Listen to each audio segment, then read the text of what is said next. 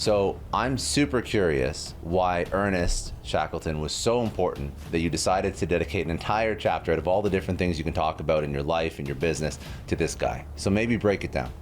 Sir Ernest was an Arctic explorer. Just prior to World War I, he decided to make an expedition to go to the South Pole. What he did as a leader to hold the team together, to tell them, we're never going to quit. We're never giving up. I'm going to get you home. What does passion mean for an entrepreneur? How did you find passion? How did you architect passion? Maybe it's not finding it. Maybe it's building it. The internet has changed everything. It's the equalizer. It's bringing education to billions of people that never had that opportunity. The United States of America is the greatest hotbed of entrepreneurial spirit in the world. You know, if you were going to build something, how do you manage all these different people? What's the strategy so that you get it right? If you look at today's Generation Z, the concept of prejudice is so far removed than any previous generation. Well, this is very strange, maybe taboo.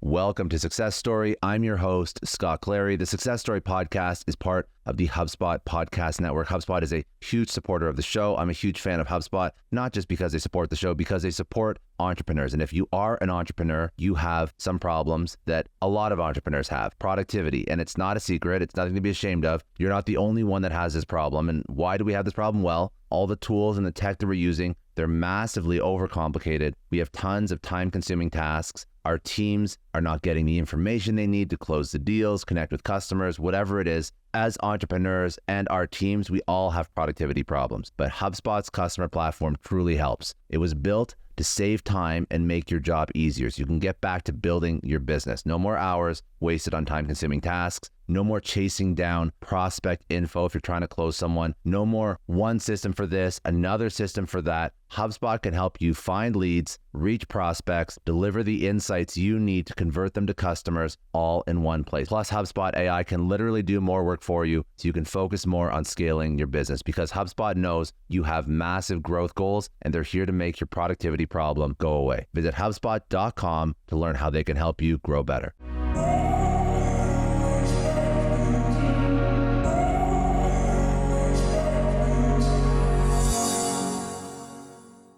All right, Dave, thank you for coming on. I appreciate you a lot. It's gonna be a lot of fun. I want to kick this off with one of the chapters in your book, which I don't always jump right into the book, but I thought this was an interesting chapter. So you wrote an entire chapter on Ernest Shackleton. So I'm super curious why Ernest Shackleton was so important that you decided to dedicate an entire chapter out of all the different things you can talk about in your life and your business to this guy. So maybe break it down. So Sir Ernest Shackleton was a rather amazing individual. As many heroes, he had clay feet. He was a womanizing drunk, hellraiser. But when you start talking about leadership and management, he was superb. I discovered him through studying things, and there was a management leadership development company that had made a 8-hour program on his leadership lessons. I looked at it, I fell in love with it, and I said, I'd like to buy the program from you and customize it for RE/MAX audiences. The people were awesome. They were very kind to me. We put a program together. Of course, RE/MAX has its own TV studios, its own communication department. And we put this amazing story about this individual. Sir Ernest was an Arctic explorer. And just prior to World War I starting, he decided to make an expedition to go to the South Pole. And so he got funding and grants from the British government. They had a boat called the Endurance. He ran an advertisement. 5,000 people responded to, they wanted to go on the adventure. And I think he picked 27 individuals. So they're casting off, and World War I starts that moment. And everybody stops, and they said, put us in the war. We'll do this after the war. And the king said, no, this is an important effort. We've got millions of men that we can put into the war. Continue. So they continued. They refurbished themselves, got extra food and stuff, and they went into the ocean near the South Pole, and they hit it wrong. They got frozen in. And as the ice floe froze in on them, they said, well, at least, we got all the food, everything we need. We'll just stay in the boat. And then all of a sudden, as the ice got stronger and stronger, it started to crush the boat. And it was an old wooden-sided boat. And so, waiting for the magic day, he got everybody together, and they said, we're going to have to get out of the boat, live on the ice. And then they made their dramatic escape, took the lifeboats, moved them a few hundred feet from the boat, safety, home, and everything. The ice floe crushed the boat and sank it. And by the way, they found that boat about 3 years ago. I heard about this. Yeah, I heard about this expedition. Yeah. So anyway, Sir Ernest was a unique leader at the time. At the time, the leadership principles were basically military. Command here, worker here, the king says, or the general says, jump, and the servant has to say how high on the way up. And that's the way management worked through most of the 1900s. This is like back in 1907 or thereabouts.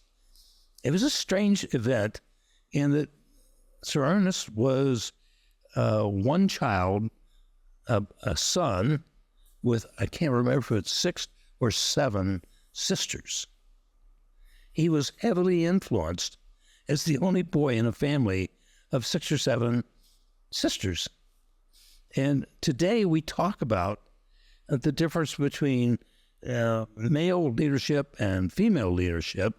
And often people find out that women are better leaders. They're more cooperative.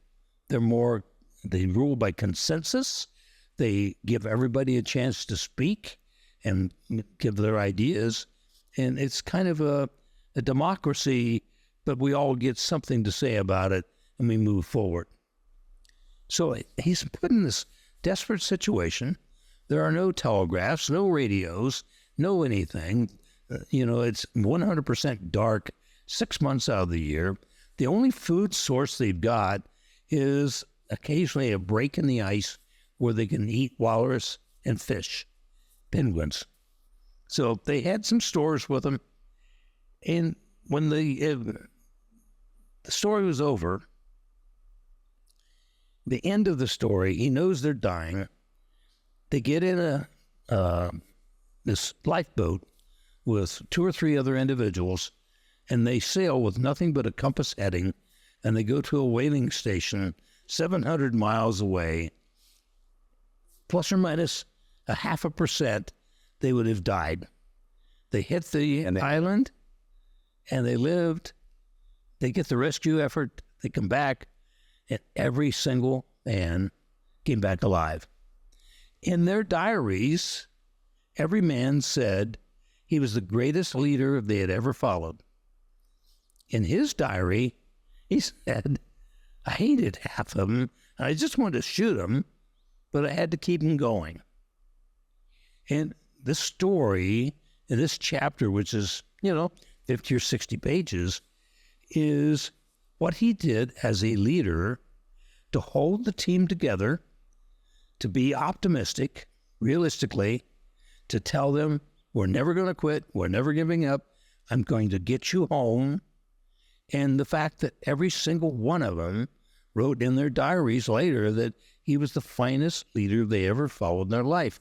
It is an amazing glimpse of today's leadership style. I love this. So this is way, way ahead of its time. Way, way, way ahead of its time.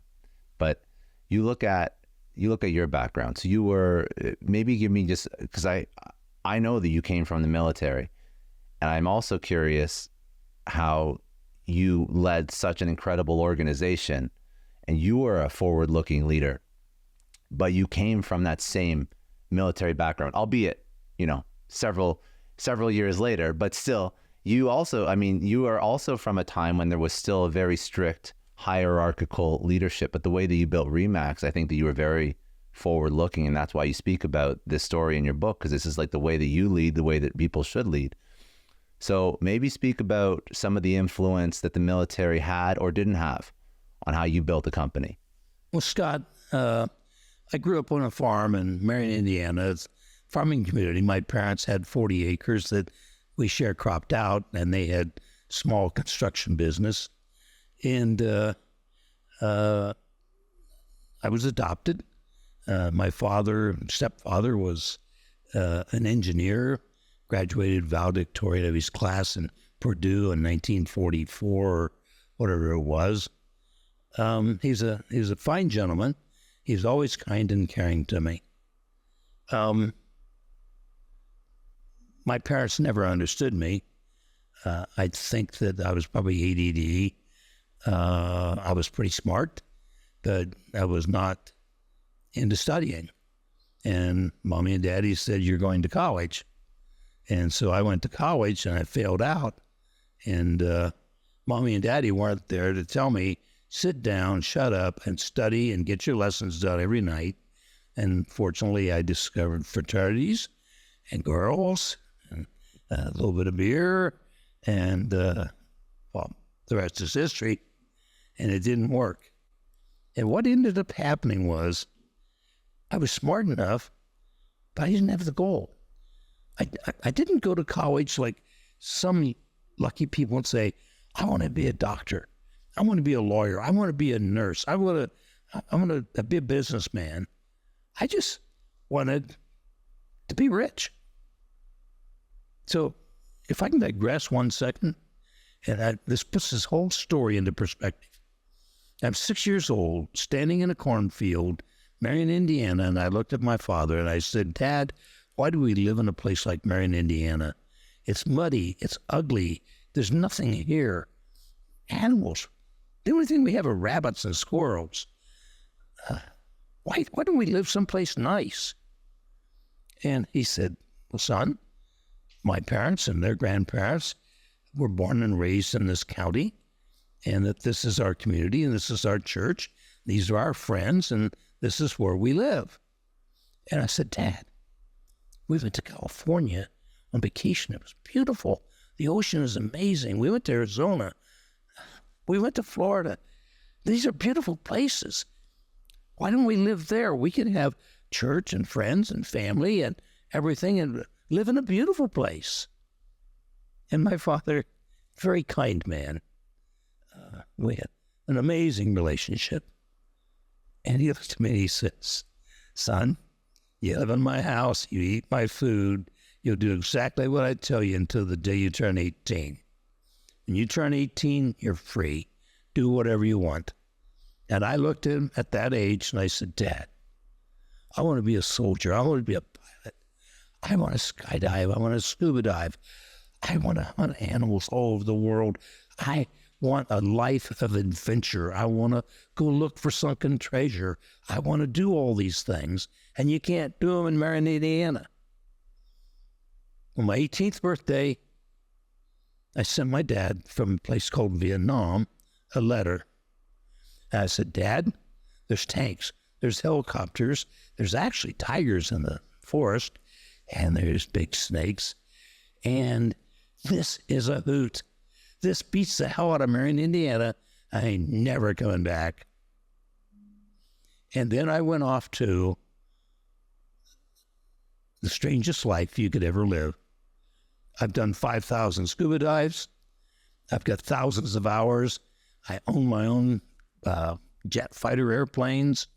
I've done over 100 and some, 200 skydives. I've had this adventure with NASCAR. I drove for 10 years. I owned NASCAR teams for over 10 years. I've had this fabulous life filled of death-defying things. And you know what the greatest adventure of all was?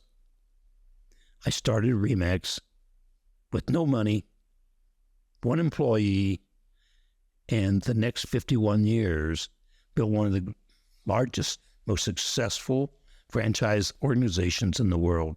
Now that is an adventure. I love that. you took a 180 from what you did growing up. You completely went in like a different direction. And then I guess, the question is, what did that life teach you? The skydiving, the fighting in Vietnam, all that. What did that teach you about running a business? How did you turn that into a success, like one of the most successful real estate organizations in the world? Scott, what the military did is it gave me time to become an adult. At age 18 and 19, it's proven scientifically, boy babies' brains are not finished yet. Women are mature by 18. Most men don't get there until 25. I like to tell everybody, I really never should have been given a driver's license until I was about 65 because I was stupid. I was a risk taker. I was just dumb, I just, immature, naive. That's stupid. The military gave me 5 or 6 years to grow up. And I'll tell you what, when you watch people die, when you stand on a flight line and you watch the pilots fly out every night, and 96 planes leave, and only 92 come back, that's life-changing. All of a sudden, you start to grow up really quick. And you don't sleep in if you've had a little too much partying. If you're not on the job at 7:01, you're up. You're in a lot of trouble. They taught me discipline. They taught me maturity. I got to learn from real heroes, not sports heroes, not political heroes. I got to watch men and women that were the heroes of my generation.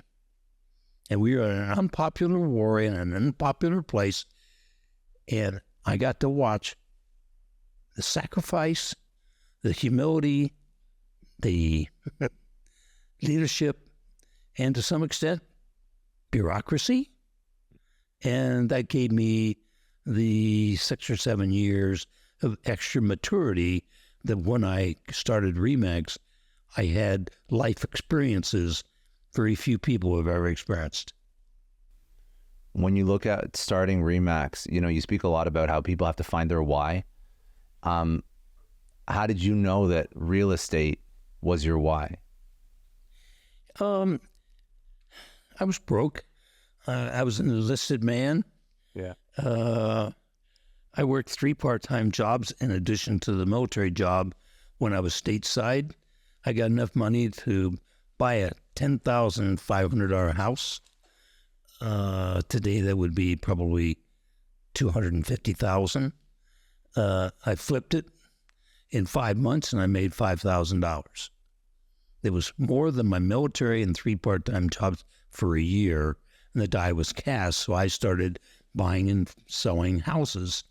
And I read all the books on investment. And somewhere along the line, even though I was part-time in the military, I got a real estate license, not to ever sell, but to save the commission on my investments. And the goal was, I'm going to have 21 houses by the time I'm 21 years old, and I'm a combat soldier. So that's really weird.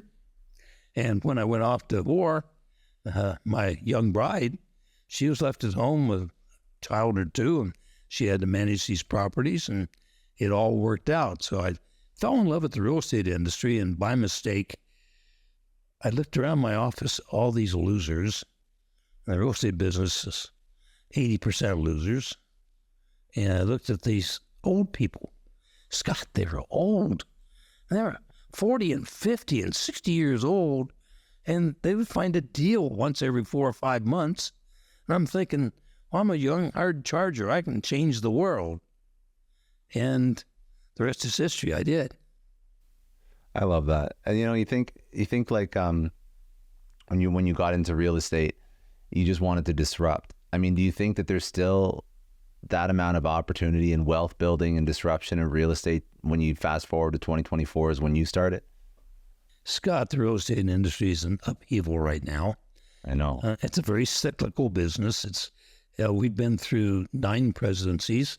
2 of them were absolutely stupid. 2 are absolutely crooked.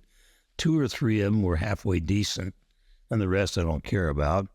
And my company made profits through all those administrations. We've been through 7 recessions. Maybe we're in the 8th recession now, and we made money in all of those recessions.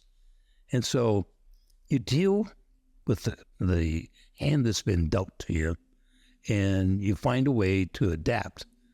You overcome, you go under, you go around, you go through, but you don't quit. The United States of America is the greatest hotbed of entrepreneurial spirit in the world.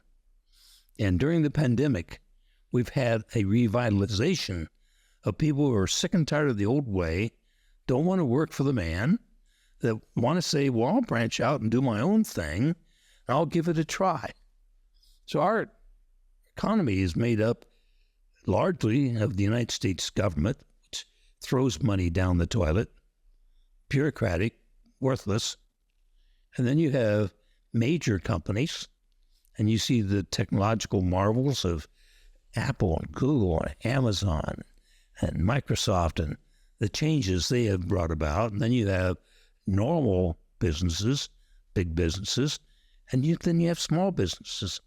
Our small businesses account for 1/3 of the gross national product. It's the small mom and pop shops. It's the small McDonald's. It's the small landscape guy. Yeah. The opportunity today is greater than any time in our history. I love that. I love that you're very optimistic because, people are very short-sighted when it comes to opportunity in the market, right? I think that right now, you talk about real estate in particular. You can talk about all entrepreneurship. You talk about real estate in particular. A couple of class action lawsuits have been brought against real estate companies. The whole buy side representation. I'm not from the real estate, but I know there's a whole bunch of issues with like buy side representation and commissions, and I know enough people that run their own brokerages, that are agents, of course, that feel like it's been sort of the rug's been pulled out from under them, and this is the worst thing to ever happen. So you think that regardless of all the shit hitting the fan moments, the market self-corrects, there's always going to be more opportunity. It's never going to really, really disrupt or ruin an industry, regardless of this regulatory here, this legislation here, this class action there. Oh, industries get destroyed, and some of them never recover. But do you feel that's what's happened? Is that what could happen, or no? No, not in the real estate business yet. But Darwin is supposedly said, the strongest of the species survives. He never said that. Darwin said, the most adaptable of the species survives. The dinosaurs 100 million years ago were the strongest animals ever known. They're gone. The mosquito is still here. And so this concept of adaptability and accepting change has become paramount in American business. The rate of change is so fast and accelerating so fast that if you stick your head in the sand like an ostrich, you're left behind. You can't do today's business with yesterday's methods and expect to be in business tomorrow. It's quite simple. And so the speed of change that is happening does not mean that it's devastating. It just means it is just changing so fast. The internet has changed everything. It's the equalizer. It's bringing education to billions of people that never had that opportunity. The whole world is going entrepreneurial, and that is a good thing for society. When you look at, because the book lists tons of entrepreneurial traits, things that are required, or at least somebody should have some of these traits to be successful. You mentioned like taking risks, innovation, persevering through failure. Is there one trait? And this is going to be, obviously, I know all the traits are important, but humor me, bear with me. Is there one trait that you think is critical? Is like, you can't be an entrepreneur without this? No, I think entrepreneurs are leaders. And as you know, I have a chapter that talks about leadership. and another chapter that talks about management. So let's go to leadership. There's one common trait of all great leaders, which is the same for all great entrepreneurs. And that's basically leaders sell hope. If you look at Martin Luther King, controversial in my generation during the peace marches and so on in the Vietnam era, Martin Luther believed in a peaceful transition.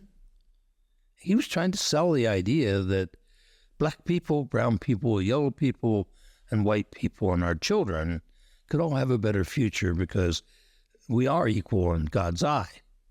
He attracted tens of millions of followers. If you look at Ronald Reagan, he came into office basically a Hollywood actor, and all he did was he sold hope. He said, "Make America great." Donald Trump, he came in 20 years later, 30 years later, "Make America great again." Hillary campaigned on Hillary strong. That's so phony. That didn't tell you anything. Barack Obama said hope. The only word he had on his lapel pin, hope. We're going to build a greater nation together. So in leadership politics right now, very divisive, but in reality, the people that we respect, whichever political party you're with, are selling a hope that your standards, your values, your moral feelings, your family are going to have a better generation than we do. Leadership, when I sold Remax, it was, I'm making a better life for real estate agents. Instead of a 50-50 commission split and the broker taking it all, why don't we work like a co-op? We work together, pay our own expenses, and keep the majority of the fee for ourselves. We were destined to hope for a better outcome for our careers. So all leaders, no matter what you do, it's selling hope. So if you're a small person with a hamburger stand and you have probably a multicultural, multi-generational workforce, what are you selling to those people? Well, you sell your values. We're going to have the best tasting hamburger in the world. And by the way, I mean, some of you are here to make part-time money so you can go to college and you can make a life of yourself, and you're going to learn some great work ethics here. And so I'm selling hope. I want to get you to college. I want you to get to college. I want you to be successful. It's true for everybody. Great leaders find a vision, a mission, and they work towards it. When you look at the size of what you built and the fact that you built this value of hope across Remax, how do you get people to buy into that vision? Well, the first one or two are pretty tough. Matter of fact, the first 400 or 500 were tough. But once we'd proven the concept over 5 years, it was a simple task. It worked. Our average agent was keeping 85% of the commission, whereas top producers throughout the industry was getting a 50-50 split. So the proof of the pie was in the pudding. Every place we went for the next few years, all we heard was, we're different. In Chicago, they said, you guys don't even wear a coat and tie to work. Be successful in Colorado or Chicago, you got to have a coat and tie or whatever women wear. We went to Atlanta, and they said, never work here. We're genteel. We wouldn't steal agents from each other. Nonsense. Went to Quebec, and they said, you don't even speak French. And yet, Remax worked every place we went, 110 countries. All the rules are different. We're in socialist countries, capitalist countries, we're in communist countries, we're in dictatorships. It works. We're in places that have never had a license law, don't have any franchise laws. 70% of the places we're in don't have multiple listing services. None of them have training. And you look at it, and it works. And what we found out was Everybody in every market we went to says, we're different here. We're not like you guys in Denver. And they were right. Religions are different. Governments are different. The rules are different. But you know what we found out? Human beings are the same. Every one of us, me and you, Scott, we want to do better for our family. We'd like to make more money. We'd like more respect. We'd like to make more money our way.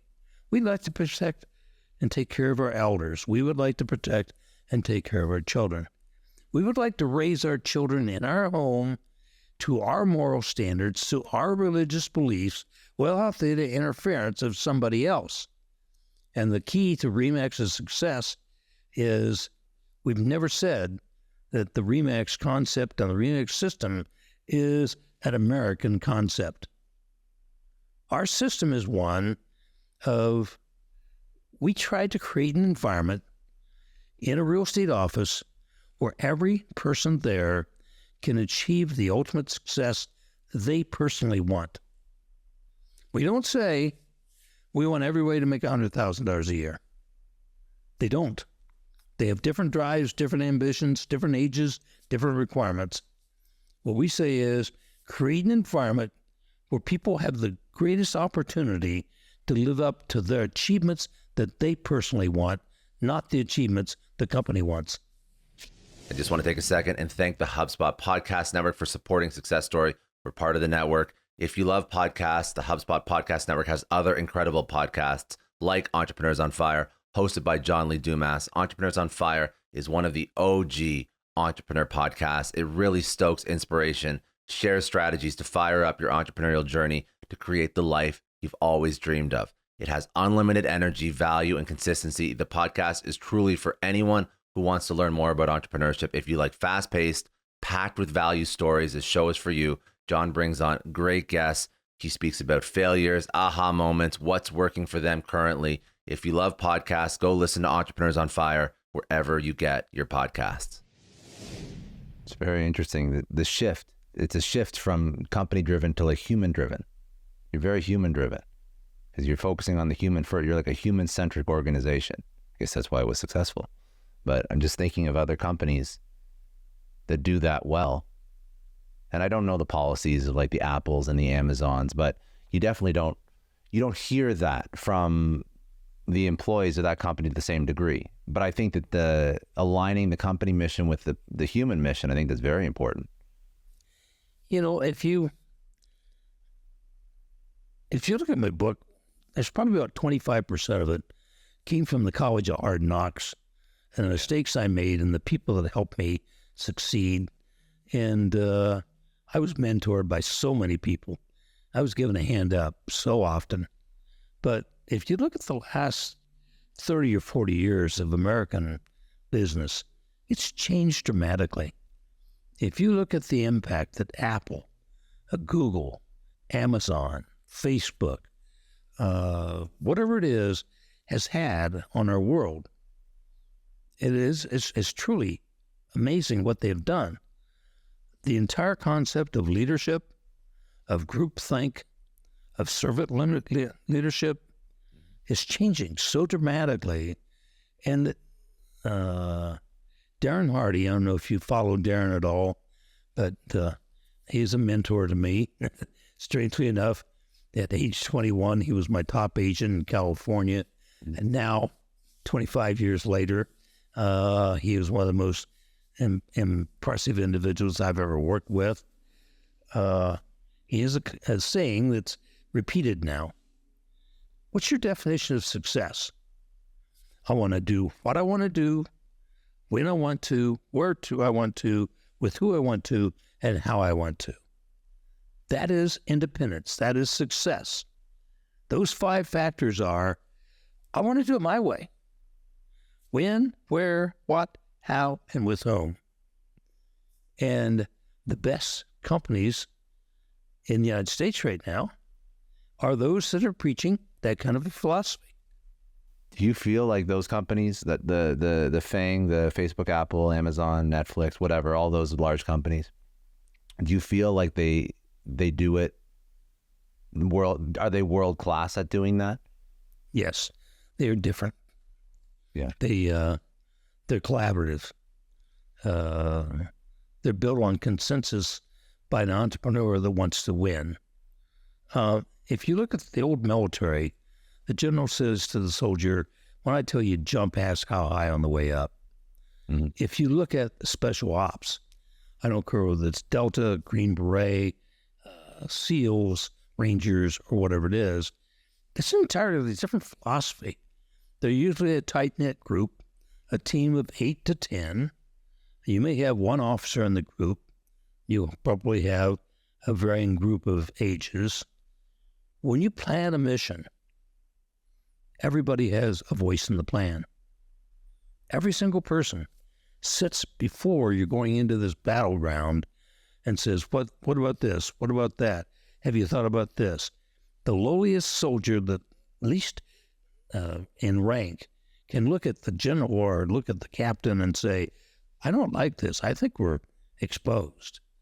And you can chat it out. That's consensus building. When you go in, there is one leader. You're in a combat situation. You know what happens if the leader is down. Second person is the next leader. Third person is the next leader. And if you get home, great. When you come home, the first thing they do is not a military hierarchy. It's they sit around, depending on the leader. Maybe they're going to grab some beers, and if the person's too strict, they sit around and drink coffee. But anyway, everybody has a right to say, well, we're right, well, we're wrong. And the lowliest person can say, Lieutenant, you broke right when you were supposed to break left, and I covered you with my gun, and if I'd squeezed the trigger, you were dead, and we would have lost. You made a mistake that almost ruined this mission for us. And that leader has got to look at that person and say, you're absolutely right. I was rattled. I forgot. I went the wrong way. I will learn from that. Thank you for putting that out. That isn't a career-ending statement on those two individuals' part. It's we're a team. We win by a team or we die as a team. We all want to come home. And so when you start looking at American businesses today, this autocratic, top-down nonsense doesn't work. Even in the smallest groups in a business, smallest groups in a church, smallest groups in a philanthropy, you still have to do things consensus. Everybody wants input. Everybody wants to be able to argue. And everybody knows I win some, I lose some. I'm not going to be a pouty person. If I didn't get my way this time, I had my chance to express myself. You've done that. I mean, you did that in Remax to the degree of you were building this consensus and team concept. So I think agents were sharing resources. You were sharing all this stuff. Were they sharing leads at one point as well? Like you had everybody working together and collaborating. And I think that's something that, like you said, when Remax was doing it, maybe you were slightly pioneering. Now it seems to be the status quo. But that's how you build this high-performing team culture. I love it. You know, if you're sculling outside of New England and you got everybody in the boat and you got the oars in the water, and if one of them's dipping the oars here and the other one's weeding and dipping it, you just go around in circles. Yeah. And so teamwork is where it's about. I would tell you this much. We had our 50th anniversary a year ago at Remax, but 51st this week. And I made a comment, presentation, and I said, you do have to understand, I just got 5 standing ovations today. But Gail and I, founding this company, are mere footnotes to the story. This company was never built by Dave and Gail.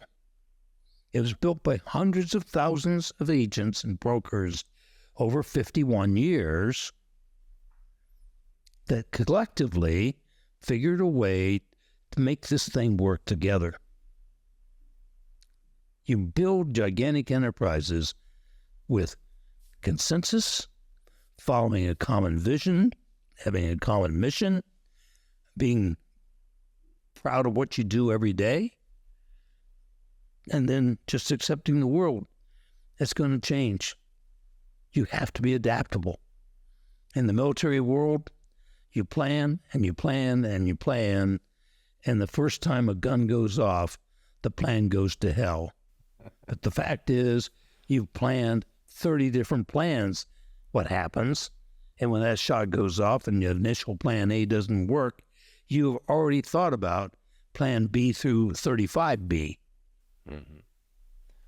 I want to talk about a couple more sort of entrepreneurial lessons that you've learned over your career. You speak a lot about failure.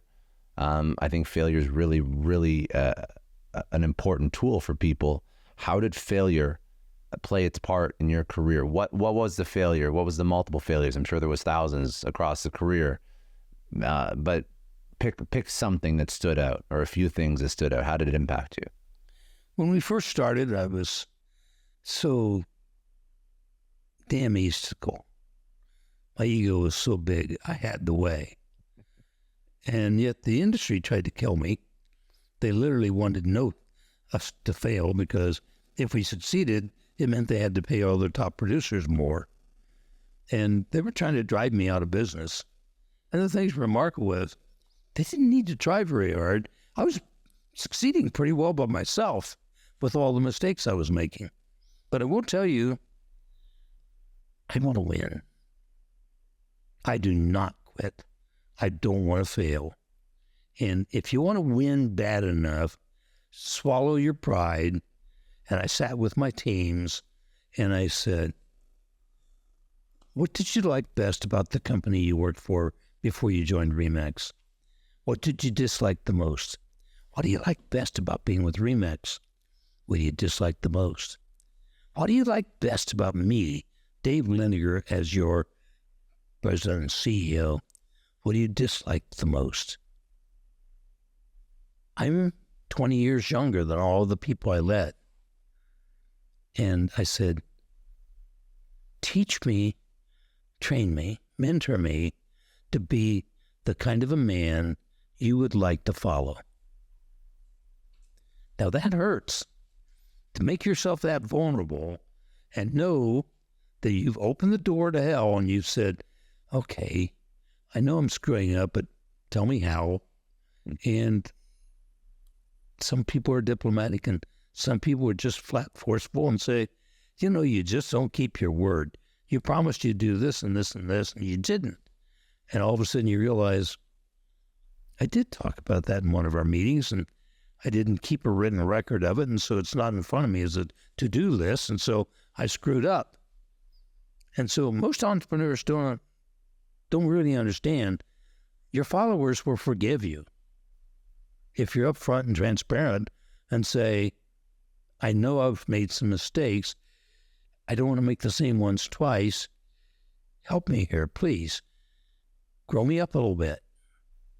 That's the great part of RE/MAX's success is I had so many failures, but I was willing to take the blame for them myself. If the team wins, the team wins. How long did it take you to get rid of the ego when you first started out? It took probably about 3 years. It was pretty disastrous. But once I grew into my position, yeah. I became a mature individual. The journey, it's a journey. There's no end. It's just a journey.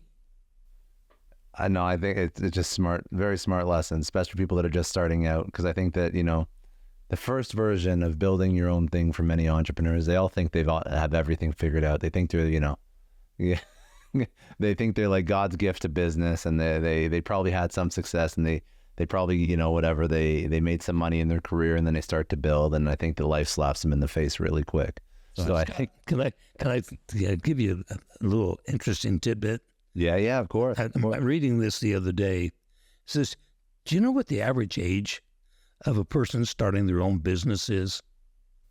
I don't know. What is it? 47.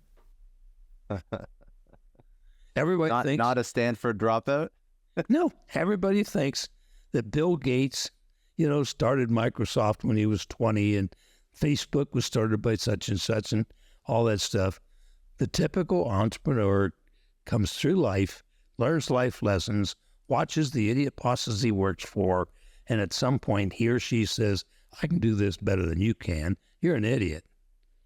And so the things happen is everybody looks back on each generation, and the older generation says, these young fools, they don't know anything. Man, when I went to high school, I had to walk uphill, downhill, both ways to school in a snowstorm, and they just sit here and play on their iPhones. The truth of the matter is, every generation in America's history in the last probably 150 years has been better than the previous group. We've had different experiences, and nobody in our generation, or the millennials, understood the famine, or understood the Depression, or understood World War I or World War II. But understanding is not the same thing as living. Mm-hmm. And so, if I can make a political statement here, careful, David. The Civil War, most people treated blacks very poorly. There were blacks that fought on both sides of the war, by the way. And by the time we got to World War I, Reconstruction came about. People were giving mouth service to everybody should be equal. But in the military, there were black military companies, and there were white companies, and the blacks were led by white men. And by the time you got to World War II, it started to be much more segregated. By the time you got to Vietnam, we had black lieutenants, captains, and majors in combat running white troops for the most part. And so we see this gradual transition over 100 and some years of getting rid of the racial inequality. If you look at today's Generation Z, generation whatever, the concept of prejudice is so far removed than any previous generation. Everything's about a team. Everything's about a group. Teenagers date in groups, and they don't care whether you're pink or yellow or black or whatever. And they don't look down on mixed marriages as, well, this is very strange, or this isn't maybe taboo. This is life. Yeah. And so I think that we are progressing as a human species extraordinarily well. I agree. I fully agree, which means that sometimes the lessons that maybe a previous generation has, or the experience that a previous generation has, it may not be applicable to the current environment as much as the current generation's experience. Like, I wouldn't go to my parents and my grandparents for advice on a lot of stuff that I'm dealing with right now, because it's a different generation. There's wisdom in history for sure, and there's lessons in history, but I mean, it's twofold too. Why did we come to this conversation? Because we said that people shouldn't get an ego.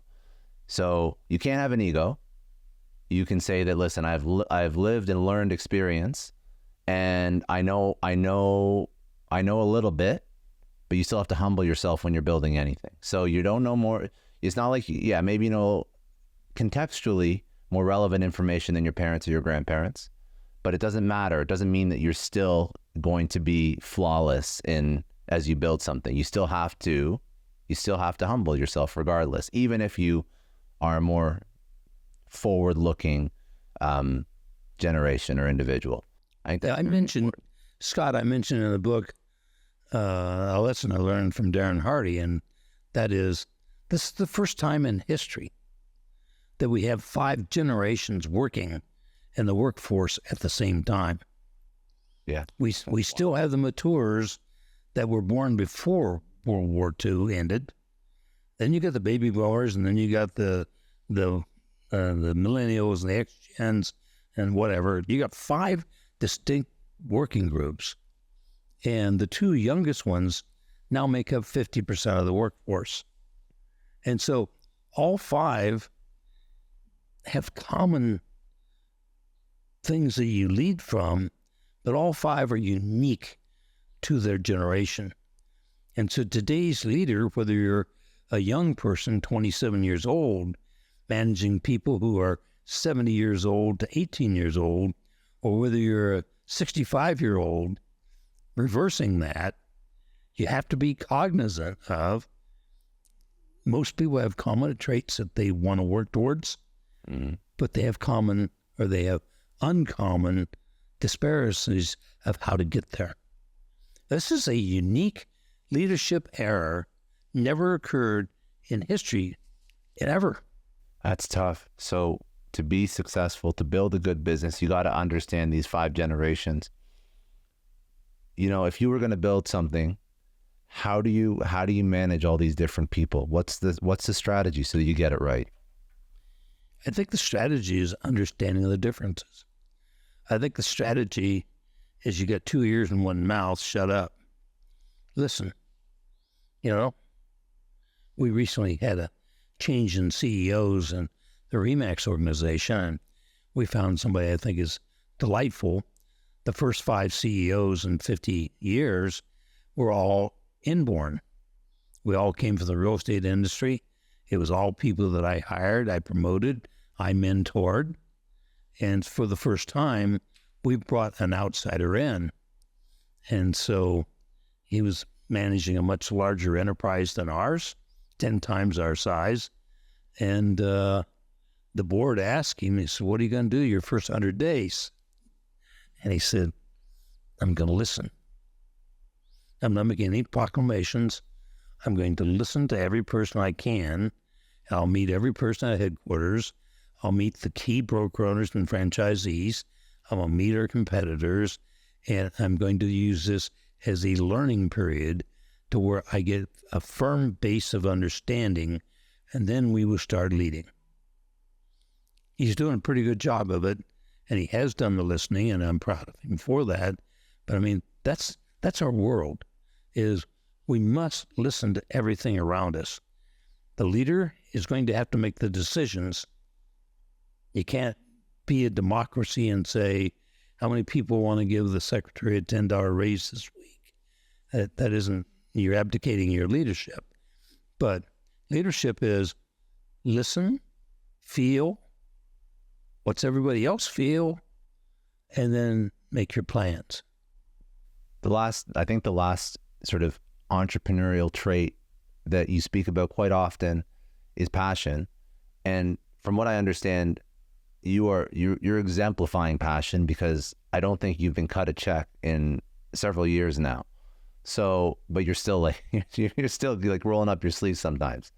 So what does passion mean for an entrepreneur? How did you find passion? How did you architect passion? Maybe it's not finding it. Maybe it's building it. I don't know.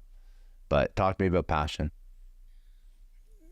Passion's individual to each individual. And some people, I don't know how to feel passionate about anything. Well, if you talk to most mothers that have a baby, they're pretty damn passionate about this child is my child.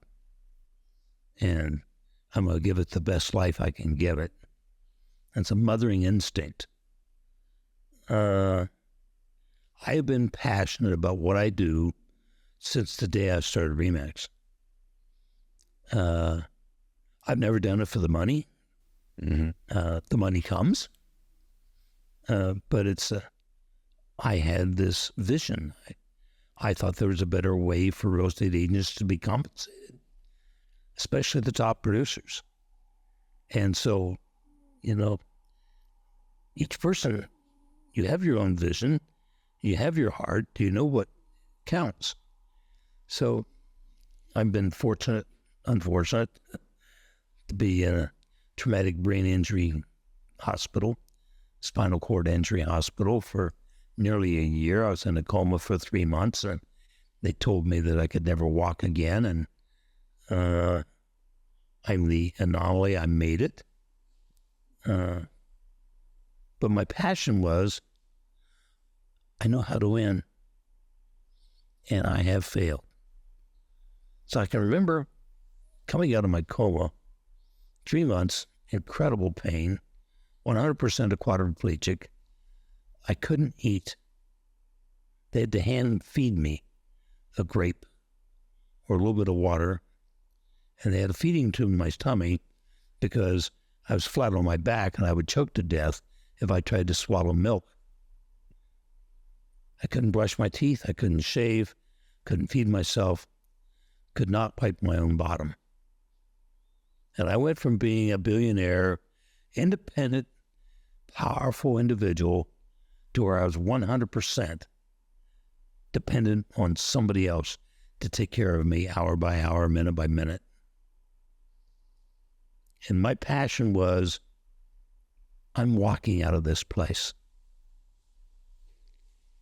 My doctors did all the nerve tests.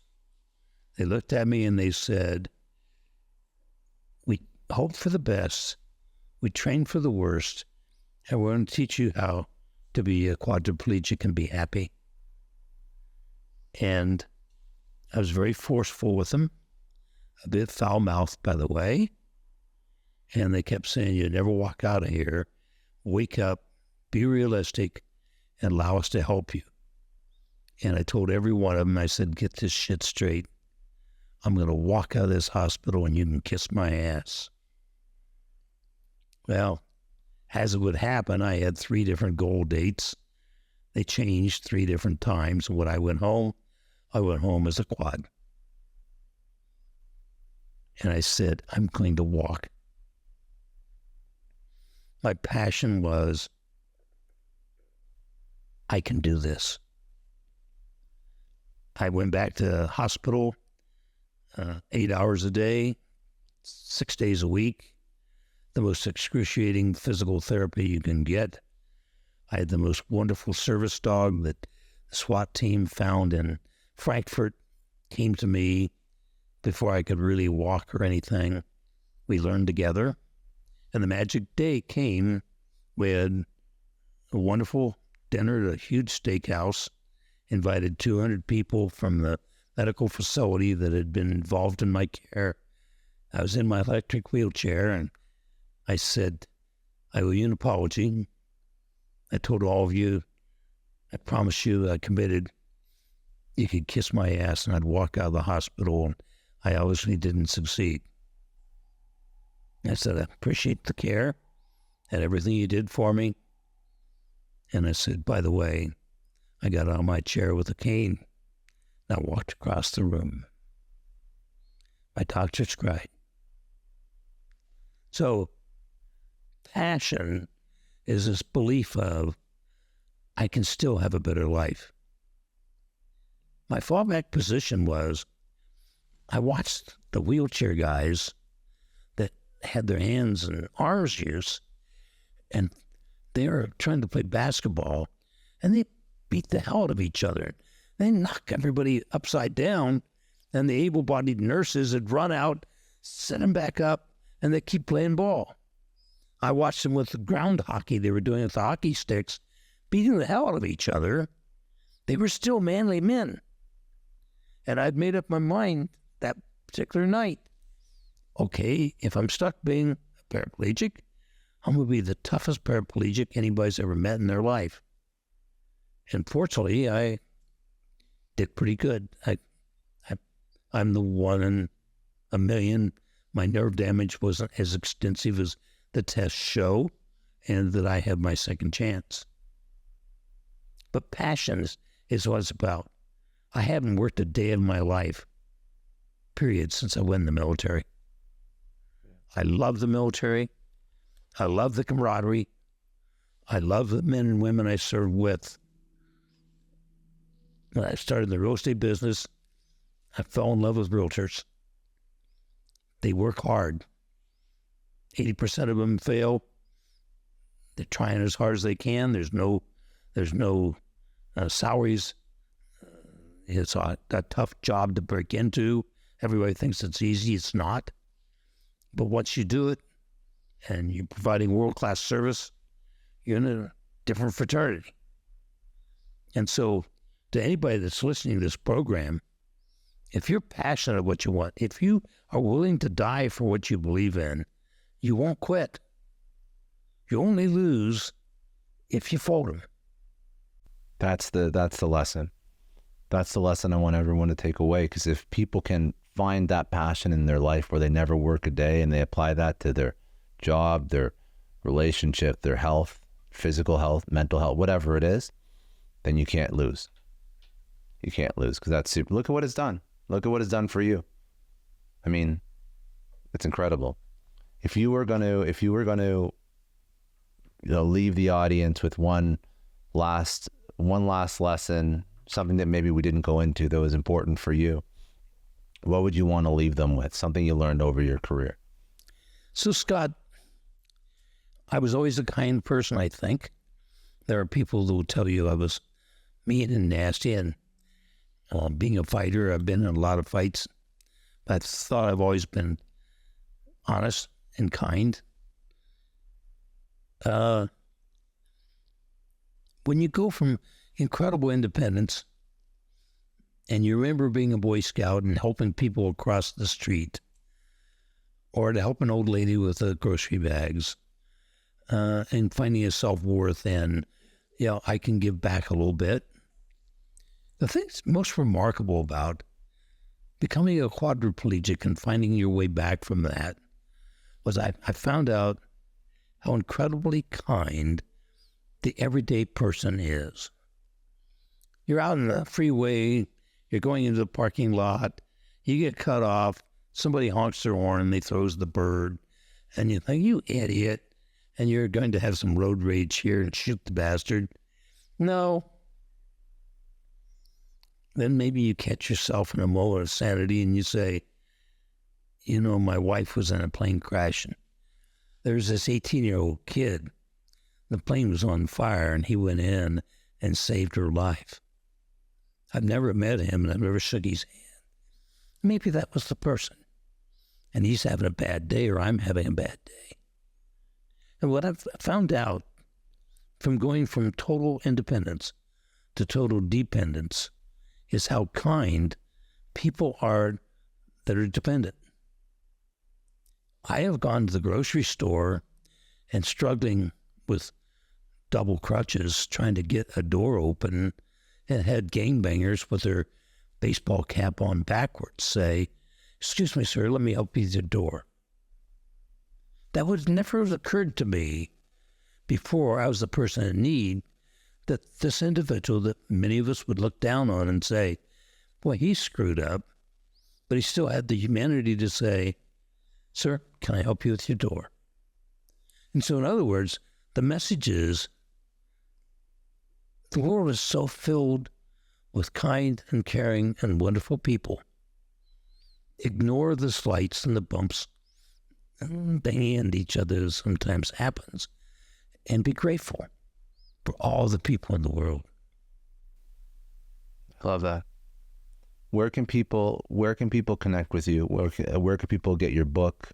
Amazon and all the other places they would probably buy books, but what's the social you want to send people to at a website? DaveLiniger.com. Okay. I keep it updated constantly. My legacy now is I'm trying to help other people achieve the kind of success that I and many of my friends have achieved. There have been so many remarkable people who have helped me along the way, that reached down, and helped me get up the next step of the mountain. And it's one of those things. I'm 78 years old. I can't drive NASCAR anymore. Or I really can't skydive much anymore. Or I can't get in my sports cars and drive 200 miles an hour. And I'm probably not supposed to scuba dive. And all this adventure things I had, there are chapters in your life, and sometimes the door closes on that chapter. That doesn't mean forget it. Wonderful memories. It's just awesome to have had the experiences, but what do you do at the end of your life? And that is, okay, we got unlimited money, unlimited food. We've got, 3 homes, a ranch, and a loving family, 4 fabulous kids, unbelievable wife. And so what is left? how do you help other people along?